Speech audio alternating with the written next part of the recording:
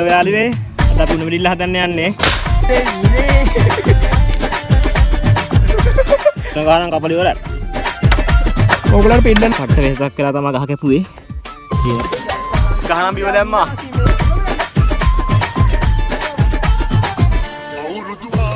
ටිකක් මහන්සි කරේ තියාගෙන ආවේ.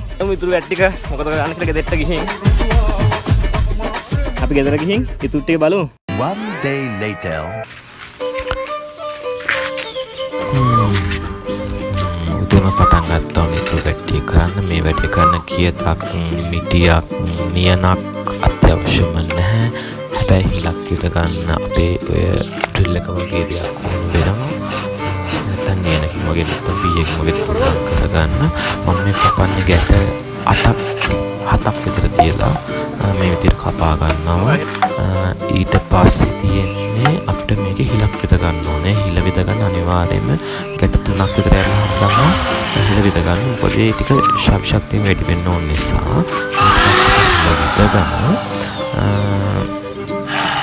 ඊට පස්සේ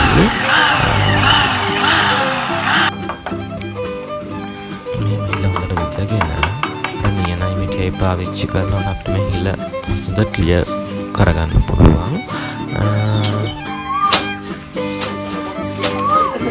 ඊට පස්සේ යකඩයක් හරි මිලියක් පාවිච්චි කරලා ඇතුළේ ගැට ටික අර හිල ගාවට නෝකන් ගැට ටික කඩා ගන්න ඕනේ. ඒබර හිලට පහලින් තියෙන ගැටි කඩා ගන්න භූමි තෙල් දැම්මහම ඉතින් පහලට වැටේ කියලා.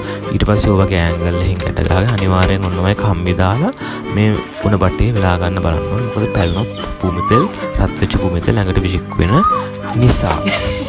ඊට පස්සේ අතට ඔය හිල මාර්ගයෙන් භූමි තෙල් ටික දාලා ඒ ටික හොඳින් රත් කරගන්න ඕනේ. රත් කළාට පස්සේ අපිට මේකේ සත්‍ය එනවා බලා ගන්න පුළුවන්.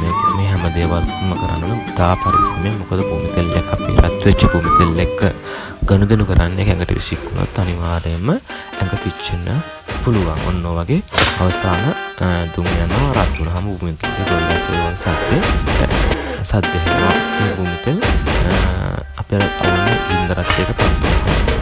රෙඩිය කලන්දරේ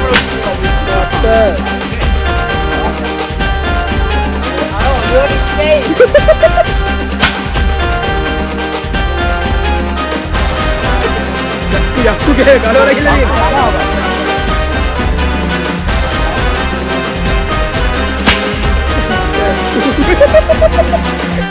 මේ මොනවා කියන්නේ මම කියනවා කියන්නක චක්කුත් පිටියට ඕන් දියනවා ගිනි අක්කට සීරි ඕන් දී කාට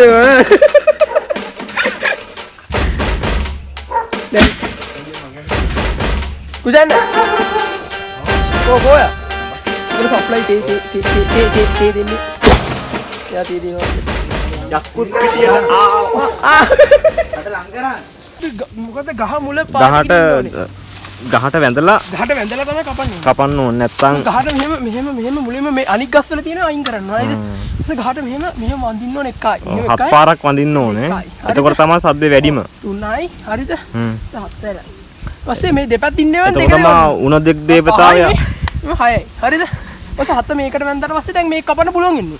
උණ දෙවියෝ අපිට ඒතර පිට වෙන්න එතකොටයි. ඊට පස්සේ කපන්න පුළුවන් කරදරයක්. නැත්නම් රුක්ෂ දෙවියෝ කෙලියොත් එහෙම කෙලියොත් එහෙම ආයෙත් හිකියා වෙලා යනවා මේ අවුරුද්දත්. දැන් ඔයගොල්ලන්ට බලන්න පුළුවන් කපනවා. මම කපනවා පෙන්නන්න.